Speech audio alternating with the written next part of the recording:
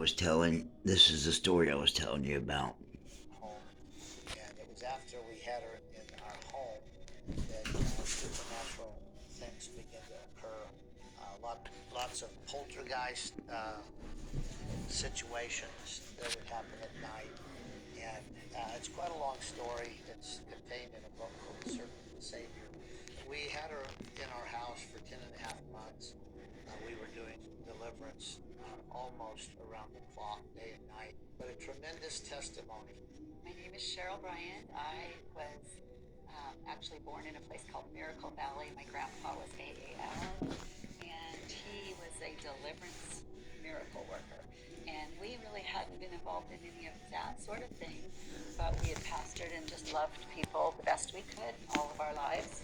And the Holy Spirit was on me very strongly to fast and pray, and was speaking to me that deliverance was important and that we needed to be doing deliverance. And so I would be sharing with my husband, honey, I feel like we need to be doing deliverance. Well, little did I know, we were just around the corner from getting a graduate course in deliverance for our kindergarten experience. It was quite intense. This woman came into our church, and she was very broken. She was actually bald. She wore a little wig, but it was pretty ratty at the time, and she didn't have teeth, and she was very broken. You could tell that she'd been in many difficult situations. And when I saw her, my heart went out to her, and I heard the Holy Spirit speak to me, and the Holy Spirit said, take her into your home and treat her like a blood sister. Well, when I hear the Holy Spirit say something like that, I take it very serious. I went to my husband and I said, honey, we're supposed to take that lady into our home, and God told me to treat her like a blood sister. And Dave said, well, if you feel like that's the thing to do, then we'll do that. This woman was born in a satanic ritual between Anton LaVey and the Lenni Indian witch that was part of the Lenni Indian nation that Illinois is named after. But even though she was conceived in evil and for evil purposes, God had a plan for her, and it's a wonderful story. And we had always reached out to broken people, but never had these kinds of experiences. And this lady, because I didn't even know her, hardly knew her name, and I asked her if I could take her out for a hamburger. So I said, can I take you to get some lunch? And took her and said, so tell me about your life. Tell me about your story. And she started telling me. I said, when's your birthday? And she said, October 28th. And I said, oh my goodness, my birthday is October 26th. And she said, that was my baby sister's birthday. And I thought, oh my goodness. So God set me up to be a sister to this lady. And little did I know that her sister was sacrificed in a blood ritual. And God brought her a new sister that would care for her and really love her. She had gone through 6 of the 7 rituals of defilement that were meant to defile a woman so completely that she was beyond redemption. And even though she had gone through 6 of those 7 and was slated to go through the final ceremony, which is called the Bride of Satan ceremony on Halloween of 1997, it was in that last year leading up to that proposed ritual that she came into our church. She gave her life to the Lord. When we first took her in, I had this ring that my husband got me for our 14th anniversary, and God spoke to me and said, give her that ring. Give Deborah Joy that ring for her water baptism. And I thought, oh dear, I'm going to be in trouble. My husband, I give away a lot of things, and I've given away a lot of rings and jewelry and things. And I said, well, you're going to need to talk to my husband and tell him I need to give it away. And so I said, I'll give it to her in a minute, but tell him.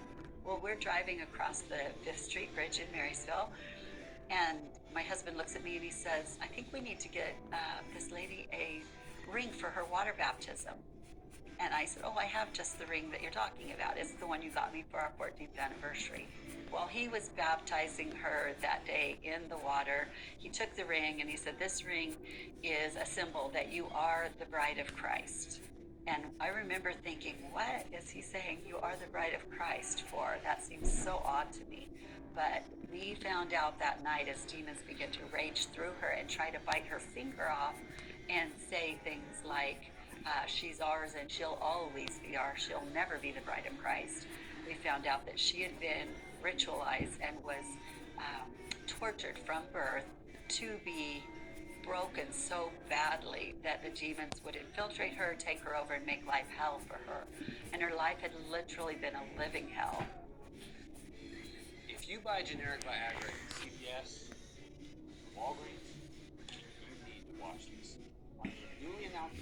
And when that happened, her birth father, Anton LaVey, who was the founder of the Church of Satan, the author of the Satanic Bible, and a very evil man, he began plans to try to get her out of our house and back into the Satanic coven that he headed up. And so that put us into contact with the Church of Satan in Northern California. During that time, he would either call on a phone, or a lot of times he would astral project and actually speak through his daughter, Ray LaVey, who I'll from this point on call Deborah Joy Bryant, because she legally changed her name, became part of our family. During that process, he was able to astral project, which means that he would leave his physical body. He would come in the spirit plane and do what we call a body jacking. It's a lot like a carjacking, only it uses a human body. But in a carjacking, some violent criminal would just open the door and push the driver out of the way and take control. And this happens also on the spirit plane, and it's commonly referred to as zombieism, not the kind of thing you see in the movies, the traditional Trinidadian zombieism, where a occult practitioner will astral project and force its way into some human body, where it can act and think and speak through them, and then leave them go back into their own body. And this happens often. That's why many criminal acts are done and people don't remember having done them. But we had that happen a number of times during those 10 and a half months. And it was during those times that Anton would say, you wait until Halloween gets here and Ray will be there either as the bride of Satan or as the blood sacrifice for our Halloween ceremonies. So we had that ongoing thread. Of course, we didn't know much about the occult when we embarked on this journey, but we did have confidence in Jesus. We had confidence in the Spirit of God and knew that the power of Christ was greater than any other power. And so he would mock us. Most often he would call me Preacher Boy. He'd say, Preacher Boy, when Halloween gets here, you'll see why I serve the Dark Master instead of the pathetic weakling, which was a disparaging term that he used to speak of Jesus Christ. She was standing in the lobby of the church one day, and one of my friends walked over and said, I think that's the lady that Benny Hinn prophesied over. And I said, oh, I don't think so. She was raised in Satanism. I don't think she would have been at a Benny Hinn crusade. And she said, well, ask her. I'm pretty sure it's her. That looks like that lady. She had headgear on from an accident. So I said, well, it might have been. So I went to Deborah and I said, Deborah, did a guy named Benny Hinn ever prophesy over you? And she said, yes, he did. And she said, I went to a conference with, it wasn't a conference, but a convention with my aunt wanted to take me about a year ago. And he called me out and said, a pastor and his wife will take you into their home and they'll treat you like they're your own, like your blood family, or like your family to them.